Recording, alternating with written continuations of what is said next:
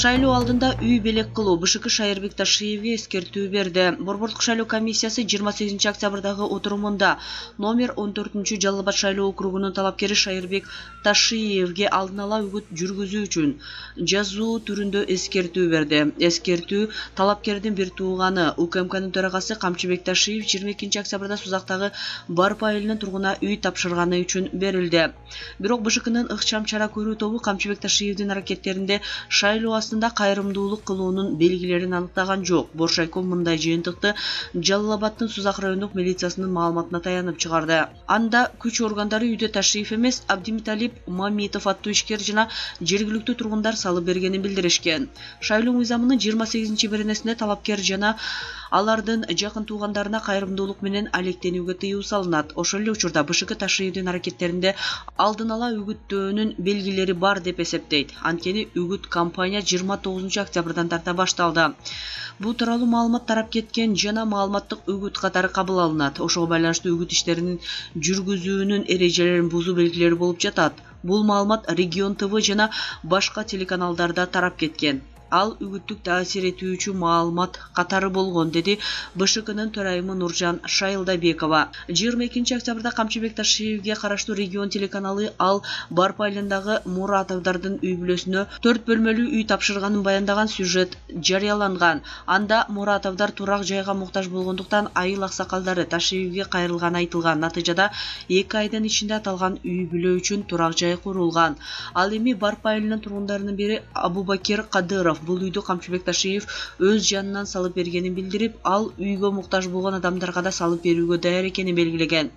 Ал эми Регион телеканалынын директору Өткүрбек Рахманов үй УКМКнын төрагасынын эсебинен салынганын бышыктаган. Бирок Жалал Абад ОИБтен сюжетте айтылган маалыматтар тууралуу комментарий бере алышкан эмес. Ташиев менен бирге БШКдан жазуу түрүндө эскертүүнү Нурали Талипов жана Ормон Нурбек уулу алышты. Алар шайлоого номер 3 Кадамжай жана номер 32 Кочкор шайлоо округтарынан катышып жатышат. Боршайком эки талапкер дагы алдын ала үгүт жүргүзгөн деп тапты. Нурали Талипов Кадамжай районунун Кызыл Булак айылындагы Көксал Топтан атындагы мектебинин мугалимдерине жана окуучуларына атайын форма белек кылган. Бул тууралуу репортаж Азаттыктын барагына 14 сентябрда жарыяланып, бирок кийинчерээк өчүрүлгөн. Ошондой эле отурумда Талиповго карата шайлоочуларды сатып алуу беренеси менен сотко чейинки өндүрүш иши ачылганы кабарланды.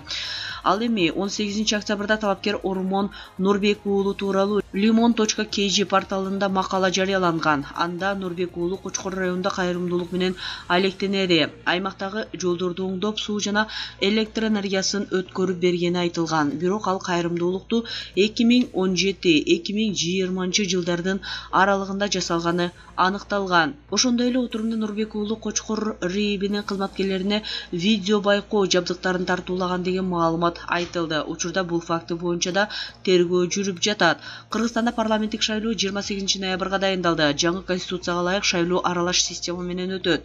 54 депутат партиялык тизме, 36 депутат бир мандаттуу округтан шайланат. Партиядагы талапкерлер ачык тизме менен шайланышат. Боршайком 28 октябрда шайлоого катыша турган 21 партия жана бир мандаттуу округтардан 321 талапкерди каттады. Россияда мигранттар үчүн жаңы эреже киргизилди. ИИМдин эскертүүсү. Кыргызстандын ички иштер министрлиги Россияга иштеш үчүн бара турган жарандарга медициналык күбөлөндүрүүдөн өтүү эрежеси кире турганын эскертти. Маалыматка караганда 2021 жылдын 29 декабрынан тарта 2021 жылдын 1-июлунда кабыл алынган Россия Федерациясындагы чет элдик жарандардын укуктук жобосу жана Россия Федерациясында мамлекеттик дактилоскопиялык каттоодон өтүү жөнүндөгү федералдык мыйзамдарга киргизилген өзгөртүүлөр күчүнө кирет. Ага ылайык Россияга иштегени барган жарандар төмөнкүлөрдү аткарууга милдеттүү. Россияга киргенден кийин 30 календардык күнүн ичинде бир жолку дактилоскопиялык мамлекеттик каттоодон өтүп сүрөткө түшүү. Россиянын аймагына киргенден кийин 30 календардык күнүн ичинде баңгизатты же психотроптук каражаттарды дарыгердин сунуштамасы жок өз алдынча колдонгон, колдонбогонун, коомчулукка коркунуч жараткан инфекциялык ооруларынын бар жогун, ВИЧке кабылган, кабылбаганын аныктоочу медициналык кароодон өтүү. Аталган медициналык документтердин мөөнөтү бүткөндөн кийин 30 күндүн аралыгында жаңыланган документтерди ички иштер сферасындагы аткаруу бийлигинин федералдык органынын аймактык органына же болбосо мамлекеттик жана муниципалдык кызматтардын бирдиктүү порталы аркылуу электрондук формада тапшыруу керек. Мындан сырткары ведомстволордун алдындагы же ыйгармуктуу уюмдарга да өткөрүп берсе болот. Жогоруда аталган талаптарды аткарбаган учурда Россиянын аймагында убактылуу жүрүү мөөнөтү кыскарат. Мындан тышкары Россиянын мыйзамдарына ылайык мындай жарандардын Россияга келбей эле койгону оң экени тууралуу же өлкөгө кирүүгө тыюу салуу чечими кабыл алынышы мүмкүн. Дарыгердин уруксаты жок өз алдынча баңгизаттын колдонгондор, коомчулукка коркунучтуу оорусу барлар же ВИЧ инфекциясына кабылгандар аныкталса дагы жогорудагыдай чечимдер кабыл алынат деп айтылат маалыматта. Буга байланыштуу Кыргызстандын ички иштер министрлиги Россиянын аймагына бара жаткан жарандарды жогорудагы талаптар менен сөзсүз таанышып алууга чакырды. Жабыркагандар бар. Бишкекте коомдук автобус бакты сүздү. Бишкекте жүргүнчү ташуучу автобус бакты сүзүп, жүргүнчүлөр жабыркады. Бул тууралуу жергиликтүү басмалар билдирди. Автобус Киргизия 1 конушу жактан Чыңгыз Айтматов проспектиси менен түштүктү көздөй баратып, айдоочу рулду башкара албай калгандыктан бакты сүзгөн. Алдын ала маалымат боюнча 9-10 адам жабыркады. Бишкектеги массалык уулануу милиция кылмыш ишин козгоду. Ордо калаадагы кафелердин бириндеги массалык уулануу боюнча кылмыш иши козголду. Бул тууралуу Бишкек шейиттин маалымат кызматы кабарлады.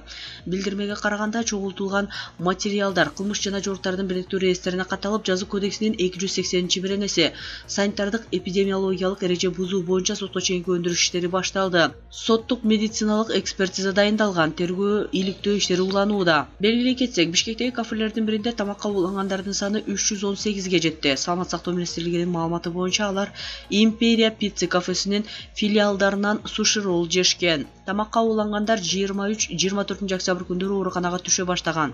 25 октябрь күнү уулангандардын саны 85-ке, 26 октябрда 179-га жеткен. Саламат сактоо министрлиги 25 октябрдан тарта ууланып ооруканага кайрылган адамдардын саны боюнча маалыматтарды берип жатат. Бирок пресс-релизде жабыркагандар кайсы жерден жана кандайча ууланганы так көрсөтүлгөн эмес. Болгону Бишкектеги массалык уулануу деп жазылган.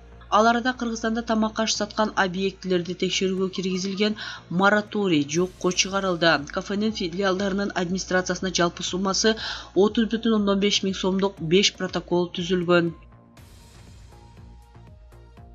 Сокеге күйүмчү болгон Аида Касымалиева ажыраштыбы? Кыргызстандын ООНдогу өкүлчүлүгүнө Аида Касымалиева конгону калыптыр. Былтыр төңкөрүштөн кийин бул айым муңканып, Сооронбай Жээнбеков бийлигин тартырып жибергенине жаны ачып жүргөн. Эми минтип позициясын өзгөртүп, бийликтин аркасы менен жыргаганы калды. Ошондо Соке менен Аида ажыраштыбы? Былтыр Биримдик партиясынын камчысын чаап, акыл үйрөтүп жүрбөдү беле? Кызыл кекиртек кыйла жерге секиртет деген ушул тура. Кайран Аида Касымалиева эми барган жеринен бак айтсын. Азия Ньюс газети. Аскар Акаев кайсы саясатчыларды Путин менен жолуктурам деп сөз берди. Баарыңыздарга белгилүү болгондой, Кыргызстандын мурдагы президенти Аскар Акаев Кыргызстанга 2-августта учуп келген. Алгач УКМКнын эшигин аттап, Кумтөрдөгү кылмыш иши боюнча суралып, андан соң журналисттерге маек берген. Маектен соң кадыры бартуу инсан катары конок болуп Кыргыз элине ыраазычылык билдирди да кетти. Абасы Аскар Акаев Кыргызстанга келип кеткенден бери сыйлуу коноктордун бирине, кайрадан саясатчылардын ишенимине айланды. Дегенибиз, президент болгусу келген саясатчылар Россия Федерациясынын президенти Владимир Путин менен жолуктур деп Акаевдин алдынан өтүп, калпак чепкенин кийгизип, ыраазы кылып жатканын уктук. Акаев дагы жөн киши эмес да, кайсы саясатчы Путин менен жолуктур десе баарына: "Ай, сен менин иним эмессиңби? Путин менен сөзсүз жолуктурам" деп коюп, белегин алып, мыйыгынан күлүп олтурганын уктук. Кызыктар алдыда. Эске сала кетсек, Аскар Акаев УКМКнын башчысы Камчыбек Ташиев мурунку президент Аскар Акаевге Кумтөрдөгү коррупциялык иштер боюнча издөө жарыялаганын билдирген. УКМК тарабынан аткарылган чаралардын жыйынтыгында 2021 жылдын 2-августунда мурдагы президент Аскар Акаев Бишкек шаарына алынып келинди жана ведомстволук аралык тергөө тобуна өткөрүлүп берилди деп айтылат УКМКнын басма сөз кызматы. Аскар Акаев Кумтөр боюнча коюлган күнөөлөрдүн баарын четке какты. Кызык, депутат Кожобек Рыспаевдин тили орусча чыкканбы? Өзүн элдин элитасымын деп эсептеген Кожобек Рыспаевдин тили орусча чыкканбы, же суусамырда жалаң орусча сүйлөшөбү, же өзүнүн өтө эле билимдүү экенин көрсөтөйүн дейби, ким билсин. Айтор анын парламентте сүйлөгөн эки сөзүнүн бири орусча. Салык боюнча күпүлдөп жатып айткандарына кулак салыңыз. Каждый второй эл уходит. Соответствиеге келтириш керек. Итак эле, например, сбор мурун, подозрение бар, проходимосту караш керек. Каерде нарушение, галстукту кийип алып, человеческий фактор, сравнительный карап туруп. Эми базарда галуш саткандар эле ушинтип сүйлөсө, элита эч качан ментип шалпып сүйлөбөйт. Элита адыраңдабай, шадыраңдабай эле тил маданиятын сактап, кыргызча сүйлөсө кыргыздар ыраазы болгондой, орусча сүйлөсө орустар рахмат айткандай сөздүн гүлүн терип, кыраатын келтирип, жүйөсүн негиздеп айтат. Элита тилди кор кылбайт, сыйлайт, өнүктүрөт, өрнөк көрсөтөт, элге жарыгын тийгизет. Бөксө чайник катуу кайнайт, же пустая бочка пуще гремит демекчи Кожобек Рыспаев. Мен элитамын деп көкүрөгүн кагып, дардалагандаганды коюп, жок дегенде Мыктыбек Абдылдаевге түздөнсө, 5 жылдан бери анча-мынча сабаты жоюлуп, кыргызча маданиятты сүйлөгөндү үйрөнүп калат беле. Азия Ньюс газети.